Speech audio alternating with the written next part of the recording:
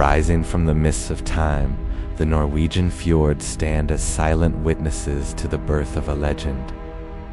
Out of the fog, a dragon emerges. The Viking longship was not just a vessel, but a weapon of terror and exploration. On deck, a warrior stares into the unknown. These men were driven by more than just plunder. They sought new worlds. Today, the Oseberg ship rests in Oslo, a masterpiece of art and engineering that carried a queen to the afterlife. Unearthed in 1904, it revealed a culture far more sophisticated than the savage myths suggested. Delicate brushes exposed intricate carvings, proving that the Vikings were master craftsmen as well as warriors. Excavated from the earth, the ship stood intact, a time capsule from an age of wood and iron. The Oseberg's prow features the gripping beast style, a complex spiraling design unique to the Norse world. In the shipyards of the 9th century, master carvers shaped oak into legends, creating the dragons of the sea. The interlocking animal patterns were not just decoration, they were symbols of power and spiritual protection. Dressed in fine wool, high-status women commanded respect, their burial ships serving as vessels for eternity. Buried with treasures and tapestries, the Oseberg ship was a royal tomb, hidden beneath the earth for centuries. Seasons passed over the burial mounds, preserving the secrets of the Viking age under layers of soil and snow. Modern science now analyzes every fiber, revealing the vibrant colors and textiles that once adorned these queens. Beneath the artistry lay genius engineering. The ship's skeleton was light yet strong, designed to flex with the waves. On calm rivers, the Oseberg was a royal yacht, its shallow draft allowing it to penetrate deep inland. Oars struck the water in perfect rhythm, a human engine driving the Vikings across the map of Europe. But for war and open ocean, they built the Gokstad. Higher, stronger, and faster, it was the ultimate predator. Using the river systems of Europe as highways, they struck deep into the heart of kingdoms, unseen until it was too late. In the open Atlantic, the Gokstad proved its worth, surviving storms that would crush lesser vessels. Silently gliding through fog-covered rivers, these ships brought the terror of the north to the doorsteps of Europe. With a draft of less than a meter, they could sail where no other warship could go, landing on any beach. Leaping from the decks, warriors struck with speed and aggression, the hallmarks of Viking warfare. But their power wasn't just in wood, it was in iron. The transition from ship to sword defined their dominance. The Ulfberth sword was the pinnacle of their technology. Made of crucible steel, it was sharper and stronger than anything else. Inlaid with its maker's name, the Ulfberth was a brand of quality, a legendary weapon for the elite. Scientists today marvel at its purity. This steel was centuries ahead of its time, a mystery of the Dark Ages. The secret lay in the crucible. By removing slag, they created a metal that could shatter the iron swords of their enemies. In dark forges, blacksmiths practiced this alchemy, sealing raw iron and carbon to birth a supermetal. The intense heat required was pushing the limits of their technology, a dangerous and mystical process. Poured like liquid fire, the pure steel was free of impurities, ready to be shaped into a blade of legend. Hammered into shape, the Ulfberth was born from sparks and sweat, a masterpiece of lethal beauty. Quenched in oil, the blade hardened, becoming a weapon that would not bend or break in the heat of battle.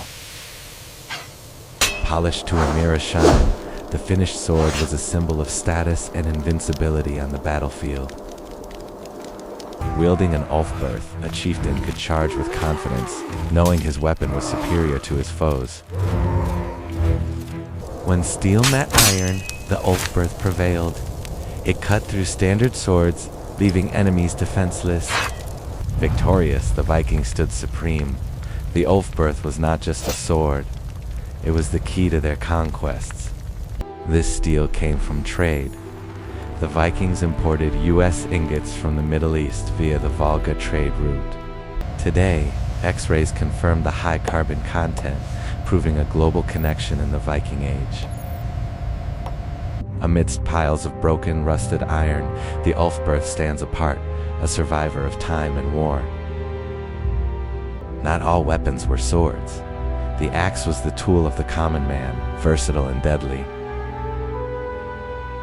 From chopping wood to chopping enemies, the hand axe was a symbol of the farmer-warrior lifestyle. But the Dane axe was built for war. With a long handle and wide blade, it delivered crushing blows. Capable of splitting shields and helmets alike, the Dane axe required immense strength and skill to wield. Its cutting edge was hardened steel welded to a softer iron body, a perfect balance of sharpness and durability. In the shield wall, the axe's hook could pull down an enemy's defense, opening them up to a fatal strike.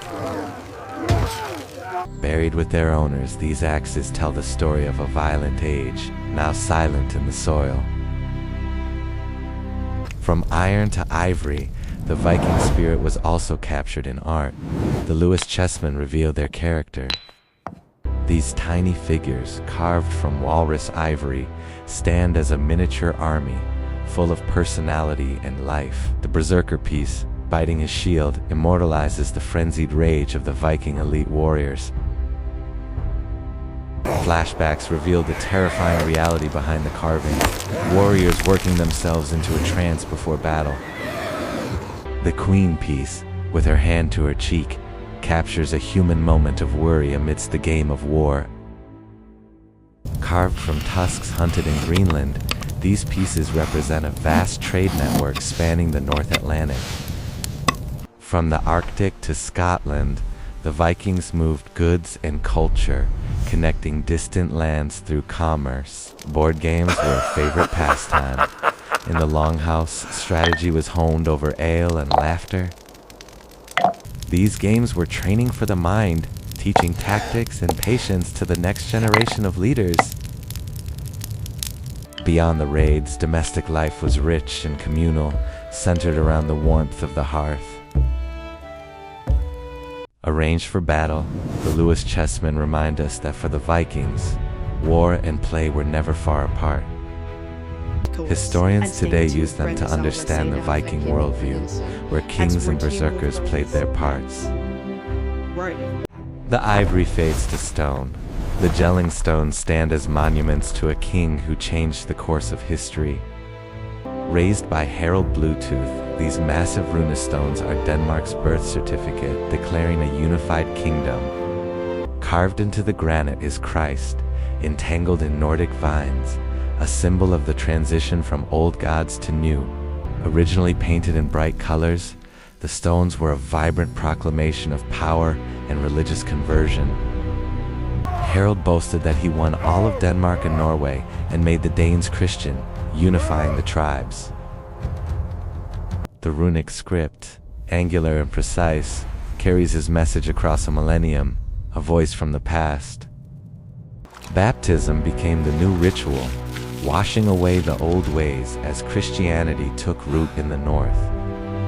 Today, the gelling site remains a testament to the moment the Viking world began to align with Europe.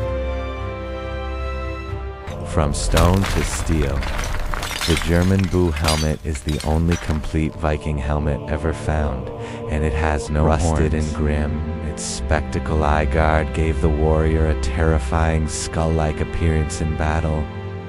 The empty sockets stare back at us, a haunting reminder of the violence of the age.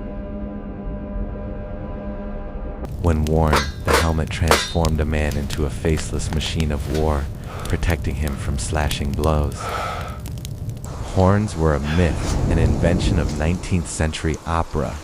The real Vikings wore practical, rounded steel. In combat, a smooth helmet deflected swords.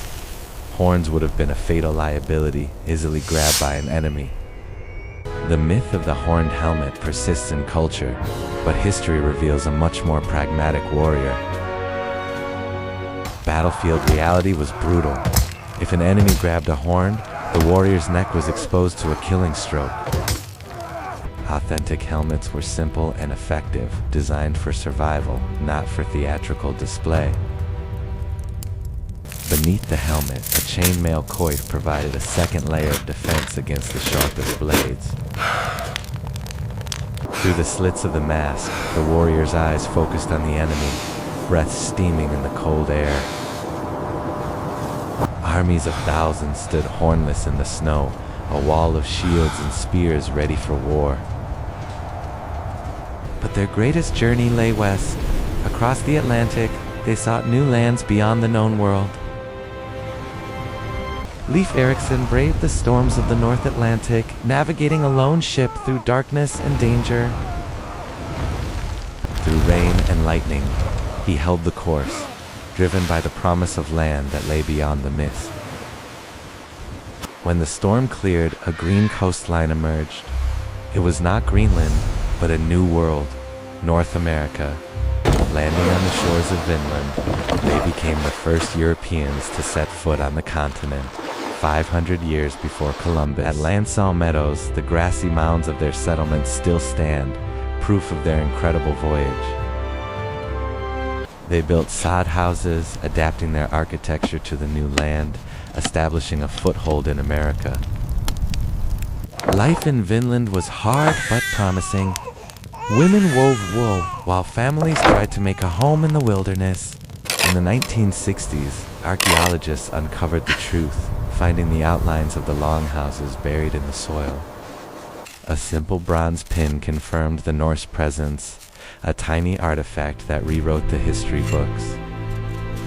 Cleaned and displayed, the pin stands as undeniable evidence of the Vikings' reach across the ocean.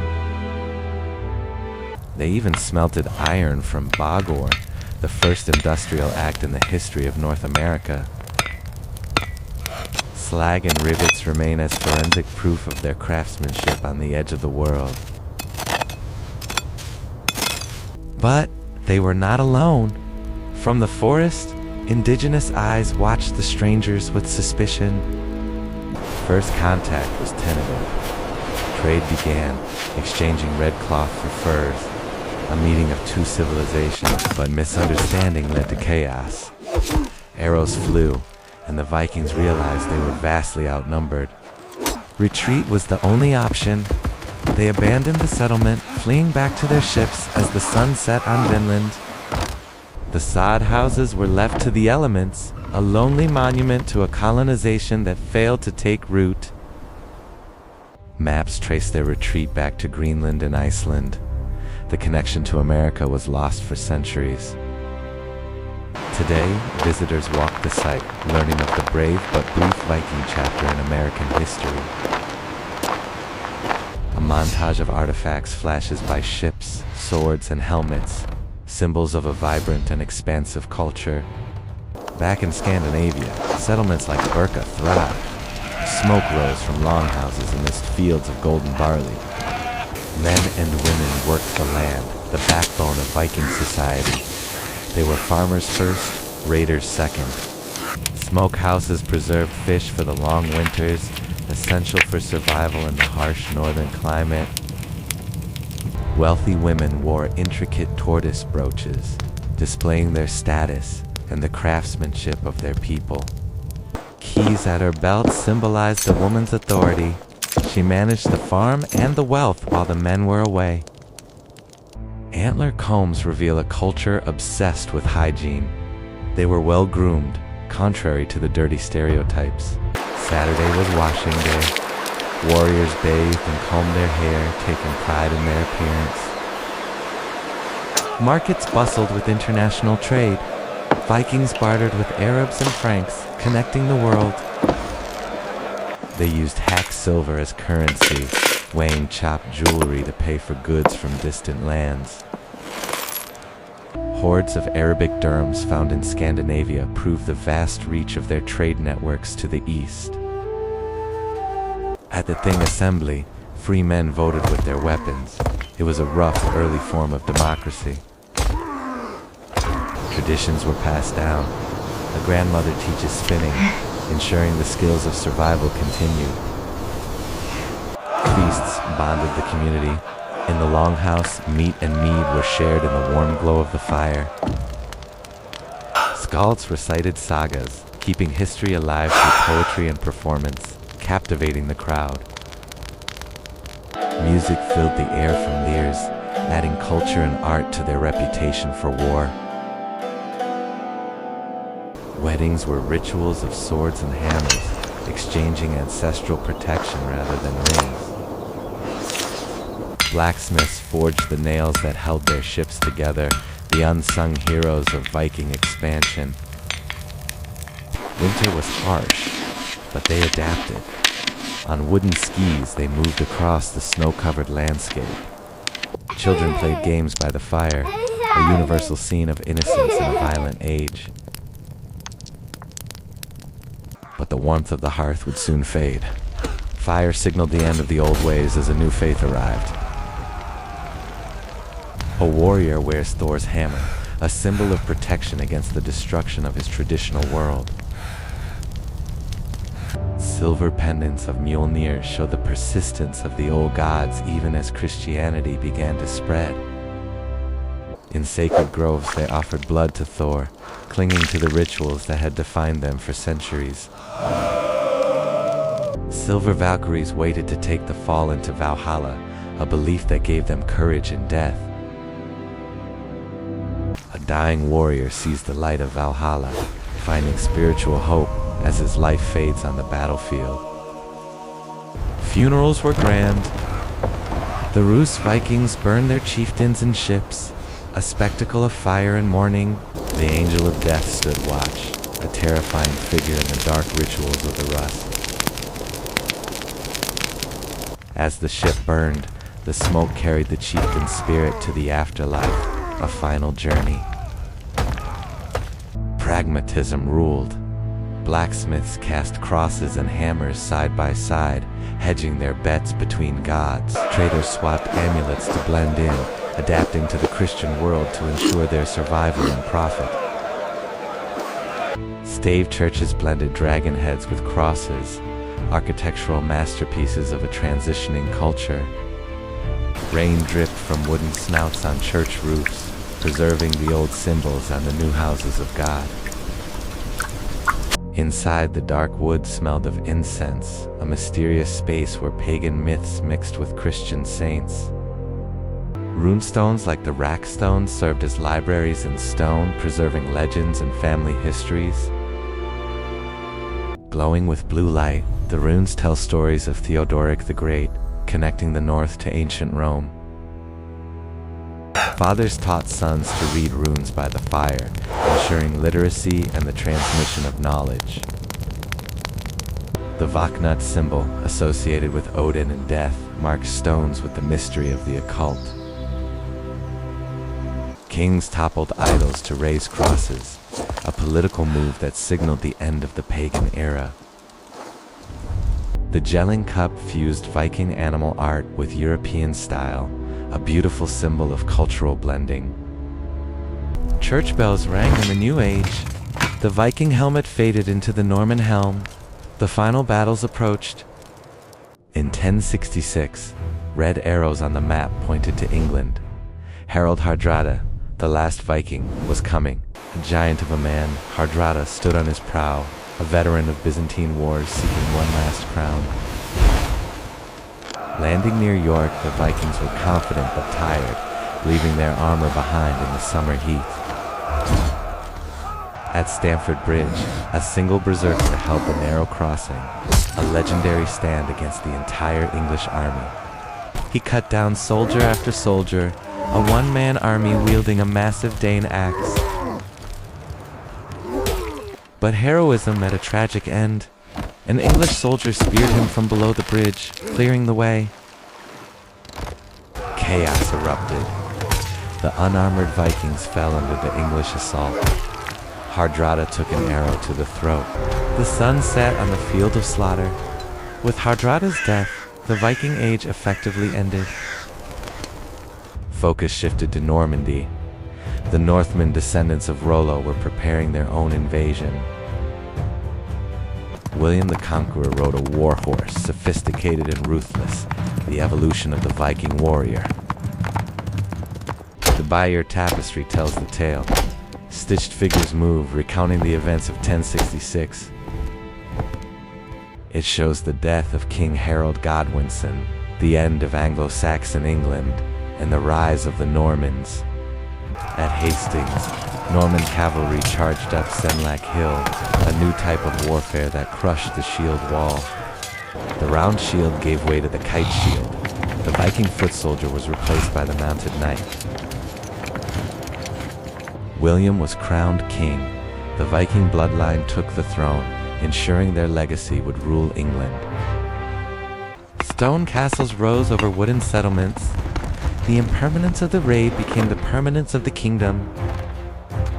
From England to Sicily, Norman kingdoms expanded. The Viking spirit of conquest lived on under a new name. DNA reveals the truth. The genetic footprint of the Northmen is woven into the population of Europe. Every day we speak their words: window, egg, knife. The Norse language is alive in modern English. The text dissolves into stars. The spirit of exploration remains, looking down from space. In Iceland, Thingvellir stands as the birthplace of democracy, a dramatic rift valley of law and order. The Althing met here in 930 AD. Law speakers recited the law to the crowd, governing without kings. Monks preserved the sagas on vellum, saving the history and myths that would have otherwise been lost.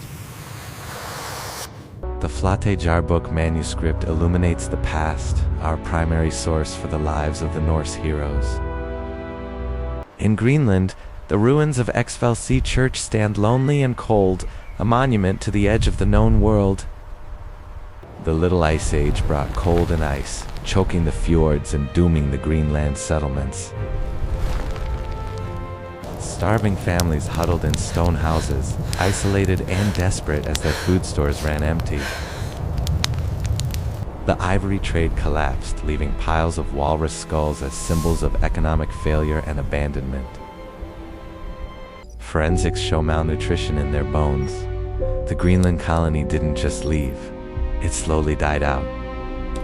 The last record is a wedding document from 1408. After that, only silence and the wind remained. But the culture lives on.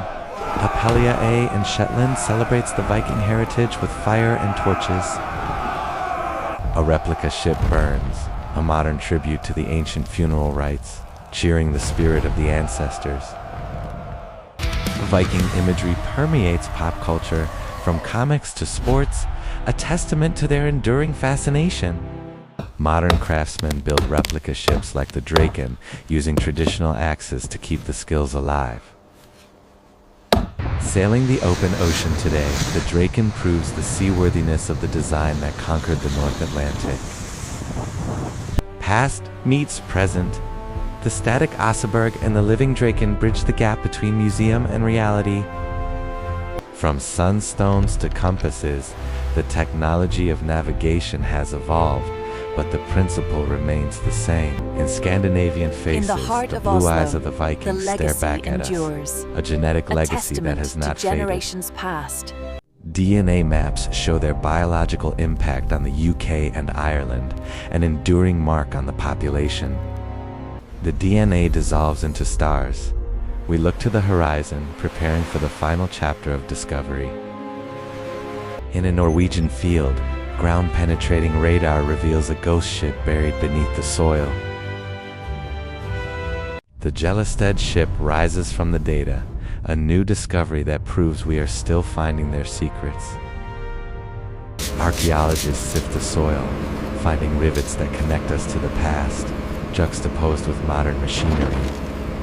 In Burka, a warrior's grave filled with weapons was always assumed to belong to a powerful man. But DNA analysis revealed a shock. The warrior was female. The Burka woman rewrote the history books. She was a commander, a mounted archer, a strategist. The Shield Maiden was not a myth, but a reality. Board game pieces in her lap prove she led armies, challenging every stereotype we held about Viking women. Modern reenactors show the skill and aggression of female warriors, bringing the Burka woman's reality to life. In Istanbul, the Hagia Sophia stands as a monument to the meeting of the Viking North and the Byzantine East. Inside, ancient graffiti scratched into the marble reads Halfdan was here, a human mark across a millennium. A bored Varangian guard left his signature, a humorous reminder that people have always been the same. Lines on the map trace the Silk Road connection, bringing silver and silk from Baghdad to Sweden. A Buddha statue found in a Swedish hoard proves the Vikings were globally connected, far beyond Europe. Sailing east, they explored river systems in a forgotten expansion that was just as adventurous as the West.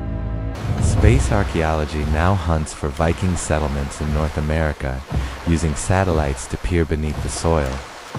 Students dig in fresh trenches, the future of archaeology uncovering the secrets of the past. A solitary Viking looks out at the endless ocean. The wanderer theme connects the sea to the stars. His eye reflects the galaxy. The exploration of the sea was just the beginning of the human journey. The northern lights dance over standing stones, a mystical and timeless display that has watched over ages. Mythology spoke of Fimbulwinter, a great freezing end.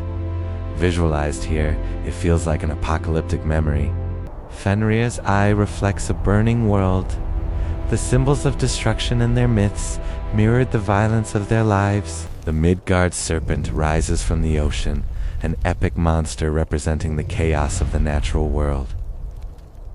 Civil war tore Norway apart. Brother fought brother in the mud, a collapse of society predicted in Ragnarok. Idols of Odin rotted in the forest. The raven flies away. The old gods died not with a bang, but with silence. An old warrior tells stories to bored children. The generation gap widens. The old ways are becoming fairy tales. A king hands his crown to a bishop. Political submission to the church marked the end of the Viking independence. Long houses morphed into timber houses. The architecture changed, symbolizing cultural assimilation into Europe. Names on the map changed from Norse to English. Jorvik became York. The linguistic legacy remained, but hidden. Iceland's raw landscape remains unchanged. The geysers steam just as they did when the first settlers arrived. A modern blacksmith forges a sword, keeping the craft alive.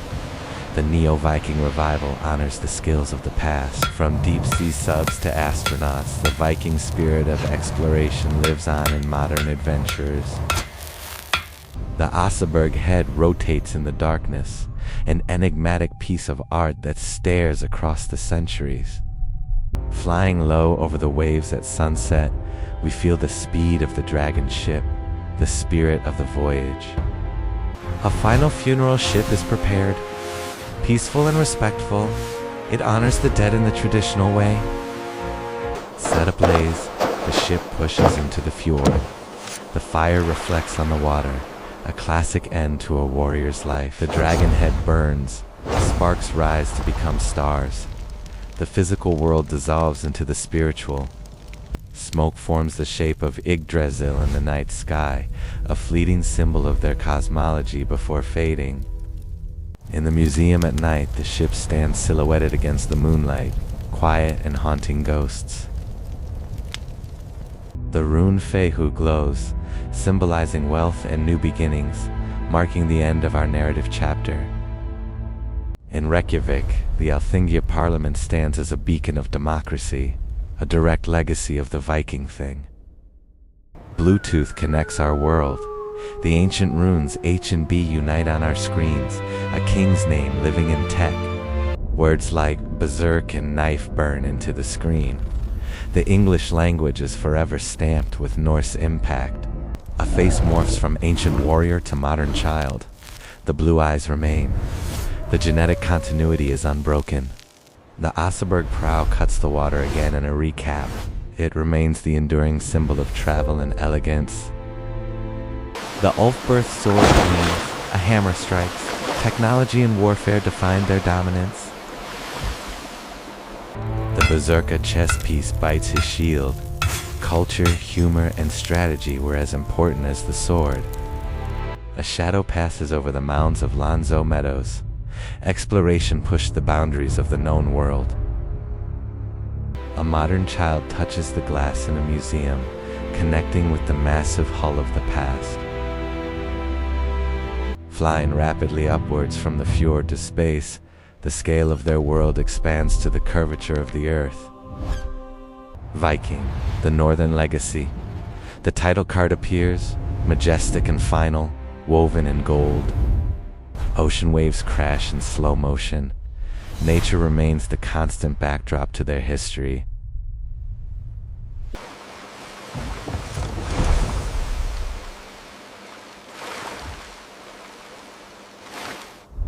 A Norwegian forest cat licks its paw on a pile of loot, looking at us with disdain.